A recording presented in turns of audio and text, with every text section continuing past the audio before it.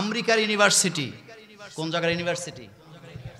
আমেরিকার ইউনিভার্সিটির 17 জন মনোবিজ্ঞানী ডক্টরেট করা পৃথিবীর মানুষের উপরে গবেষণা করছে কারা পৃথিবীতে শান্তিতে আছে। তারা সেখানে রিপোর্ট দিয়েছে পৃথিবীতে 4500-এর উপরে ধর্ম আছে, ইহুদি খ্রিস্টানদের কাছে সম্পদ আছে, কিন্তু মুসলমানেরাই হলো সবচেয়ে বেশি সুখী। কারা? এটা গবেষণাটা গুগলে পাবেন। সেখানে তারা বলছে যে মুসলমানরা যে সুখী তার প্রথম কারণ হলো মুসলমানদের উপরে যত বড় বিপদ আসে আকাশের দিকে তাকায় কয় আলহামদুলিল্লাহ, আল্লাহ যা করছে ভালোই করছে। তারা বলেছেন ইহুদি খ্রিস্টানদের কাছে সম্পদ আছে, বিপদে পড়লে তারা ডিপ্রেশনে চলে যায়, আত্মহত্যার দিকে চলে যায়, দুনিয়াতে তারা থাকতে চায় না। কিন্তু মুসলমানদের কাছে পাহাড় সমান দুঃখের পরেও একটা শব্দ পাহাড় সমান দুঃখকে ডেকে দেয়, সেটা আলহামদুলিল্লাহ। সেটা কি? আরে আলহামদুলিল্লাহর পরিধি এত বড়, 7 আকাশ 7 জমিন পরিমাণ দুঃখ যদি আপনার হৃদয়ে থাকে, আপনি যদি একবার পড়েন আলহামদুলিল্লাহ, আপনার দুঃখ কষ্ট ঢেকে যায়। এখন তারা বললেন অন্য অন্য ধর্মের লোকেরা আবার আমাদের এই গবেষণাকে নিয়ে তারা আবার বিরোধিতা করবে, আমরা তার প্রমাণ দিতে চাই। আর সেটা হলো মুসলমানরা যে সুখী তাদের চেহারা দেখলে বোঝা যায়। তাদের কি দেখলে বোঝা যায়? সুবহানাল্লাহ বলবেন না? আমি কোনো ধর্মকে ছোট করতে চাই না, এটা আমার অভ্যাস নাই। কিন্তু আপনি একজন 80 বছরের মুসলমানকে একটা চেয়ারে বসাবেন, অন্য ধর্মের আরেকজন 80 বছরের বুড়ার আইনা পাশে বসান, কেমন লাগে? মুসলমানের চেহারা একটা নূর আছে না? এটা লুকানের কিচ্ছু নাই। আমি অন্য ধর্মকে ছোট করতেছি না, এই চেহারার মধ্যে আল্লাহ নূর দিয়ে ভরে দেয়। ফি উজুহিহিম মিন আসারিস সুজুদ। মুমিনরা আল্লাহকে সেজদা দেয়, সেজন্য তাদের চেহারাটাকে আল্লাহ কি দেয়? সুন্দর করে। এই নূর, এই ভালোবাসা তৈরি করে দেন কে? আল্লাহ পাক। এই চেহারা কখনো নষ্ট। আর তুই যুবক যেটার পিছে ঘুরস, এটা নকল। ওই যে পোলাপানেরা ফেসবুকে লেখে না, কয় ইদানিং তো মাইয়ারা বিয়ার অনুষ্ঠানে কানতেও চায় না, কারণ কানলে আসল রূপ বাইর হইব। কি কারণ? সাজে কোথায়? কথা কয় না? কি দিছে? আডা ময়দা দিছে। তা আগের মহিলারা তো কানতো বাপের বাড়িতে বিয়ে হইলে। এখন হেতি চিন্তা করে যদি কান্দি চোখের পানি যাবে যেদিকে, কালো হয়ে যাবে সেদিকে। ধোকা। বলেন কি? ধোকা, ধোকা, ধোকা। রাসূল কি এই সৌন্দর্যের পিছনে দৌড়াইতে কইছে? আহারে, অরিজিনাল জিনিসটা কত সুন্দর। আল্লাহ পাক বলছেন লাকাদ খলাকনাল ইনসানা ফি আহসানি তাকওয়িম।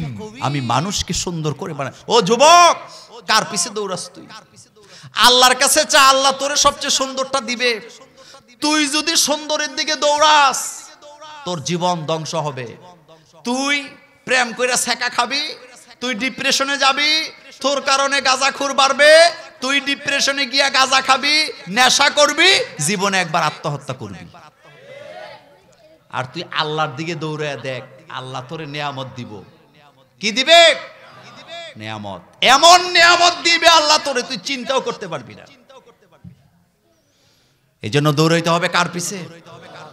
কোন দুনিয়ার মানুষের পেছনে দৌড়ে লাভ। অনেক টাকা ঋণ আছেন, অনেক টাকা, কারো কাছে বললেন না, আল্লাহর কাছে বলবেন। কারণ আপনি যে হেঁটে হেঁটে আত্মীয় স্বজনকে কন, কয়দিন পরে তারা আপনারে হাওলা তো দিবে না। কথা বুঝাইতে পারলাম? এই জন্য নবীরা চাইতেন কার কাছে? রব্বানা আতিনা ফিদ দুনিয়া হাসানা ওয়া ফিল আখিরাতি হাসানা ওয়া কিনা আযাবা। শেষ কথা বলি, খালি হাতেই কবরে যাওয়া লাগবে। কি হাতে? कैसे कैसे ताजेदारे रानिया शहजादिया तन बदन सब गल गई है शक्ले सूरत क्या हुई।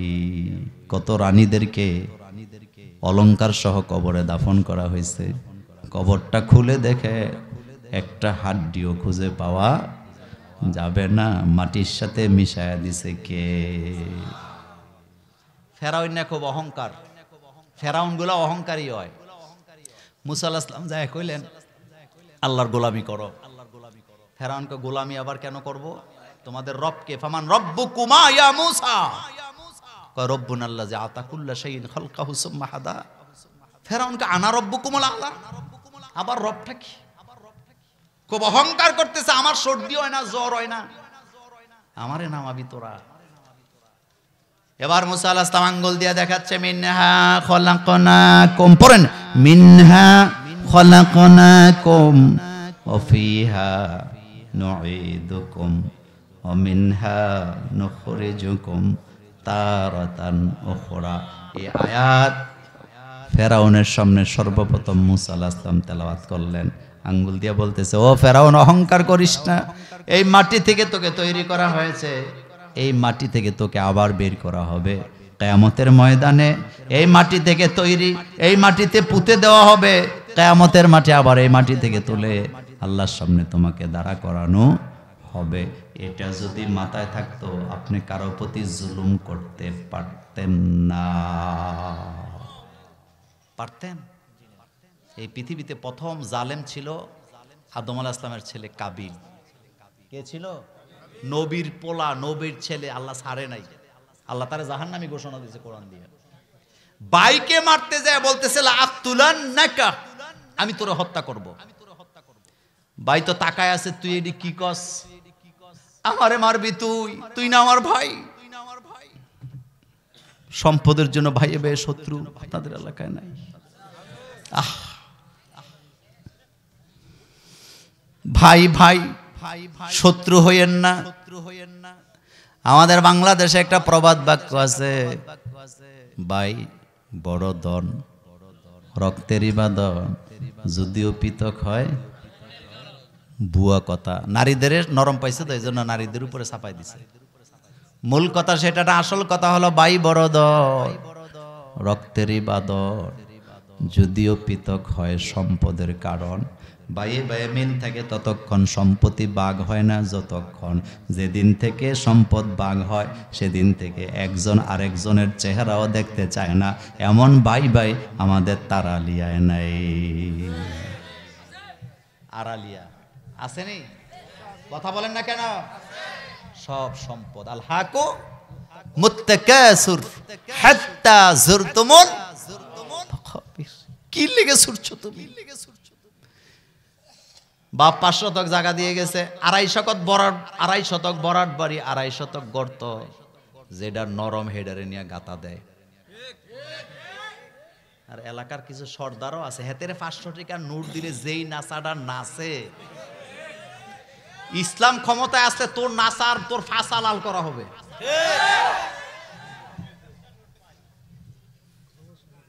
যারা গোশ খায় তাদের পাছা যতদিন লাল না করা হবে অতদিন সোজা তেরে মেরে ডান্ডা। হ্যাঁ, হেতে এলাকাত 500 টাকা, হেতে সর্দার, হেতে আবার হুমকি দেয়, আমারও সারা বিচার হইব নি, করো না দেখি। তুই কে? একমাত্র বিচার দেওয়ার রায়, বিচারের রায়, ন্যায় বিচারের রায় কে দেয়? তুমি কে? 5 শতক জায়গা, 2.5 শতক গর্ত, 2.5 শতক ভরাট, বাইরের উপরে জুলুম করে। যে বেশি বুঝে জোরে চলে, বলে, কৌশলে বরাট জায়গাটা নিয়ে নরম জেডারে ধাক্কায় নিয়ে গর্তটা দেয়। কিন্তু আল্লাহর খেলাটা তো ভিন্ন। কয় বছর পরে দেখা যায় যেতে ওই যে জায়গা নিছিল জোর করে, হেতে বেচা শেষ, আর গর্তের ভিতরে দোতলা বিল্ডিং। কথা ঠিক বললাম? এত লাফায়েন না। এই কথাটাই ফেরাউনকে বলানো হচ্ছে। মিনহা পড়েন, মিনহা খলাকনাকুম ওয়া ফিহা নুঈদুকুম ওয়া মিনহা নুখরিজুকুম তারাতান উখরা। এজন্য অহংকার করেন না, ক্ষমতার মালিককে। আল্লাহ যারে ধরে তারে ছাড়ে না, কঠিন শাস্তি কপালে আছে না নাই। শেষ কথা বলি, বাংলাদেশে একটা প্রবাদ বাক্য আছে, চাচা আপনা যান। এ কথা আপনারা বলেন না? এই যোগে যোগে স্বৈর শাসকরা এটাই কইছে। এই কথা সর্বপ্রথম ফেরাউন নাই কইছে। কে বলছে? কে বলছে?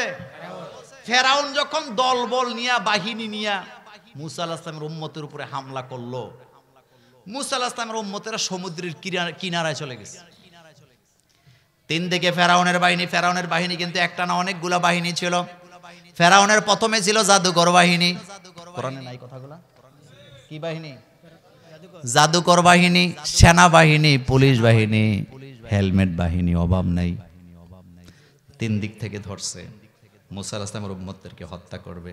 সমুদ্রের কিনারা গেছে, মুসা আলাইহিস সালামের উম্মতেরা বলতেছে ইন্না লামুদরিকুন, আমরা তো ধরা পড়ছি।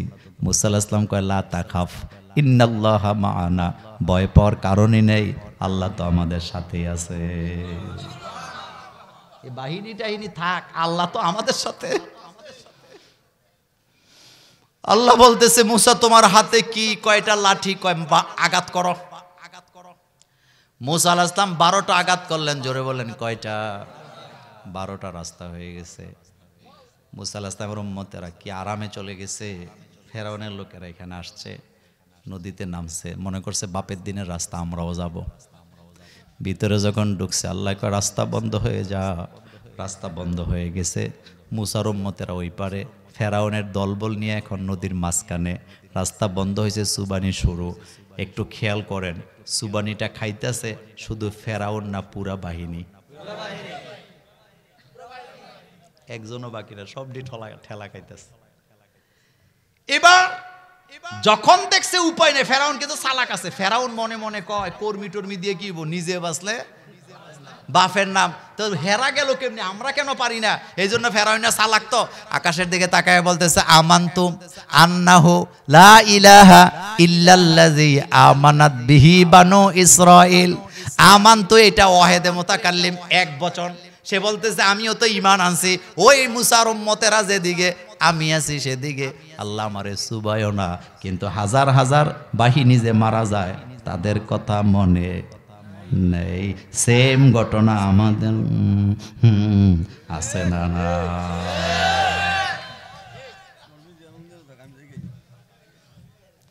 কিন্তু আল্লাহর পরিকল্পনা সব সময় ভিন্ন হয়।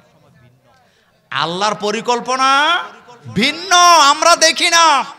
এত অহংকার কইরেন না। আপনারা চাইছেন উনি ক্ষমতা ছাড়ুক, আল্লাহ কয় না শুধু ছাড়লে হবে না, কয়দিন বেড়াই আসুক। তো কারটা ঠিক হয়েছে বলেন? কারটা? এত অহংকার কইরেন না, আপনি এত বাহাদুরি দেখাইেন না। আল্লাহর ধরা বড় কি ভয়ানক। ইন্না বাদশা রব্বিকা। সুতরাং আগামীর বাংলাদেশ হবে আল্লাহ আল্লাহ রাসূলের বাংলাদেশ।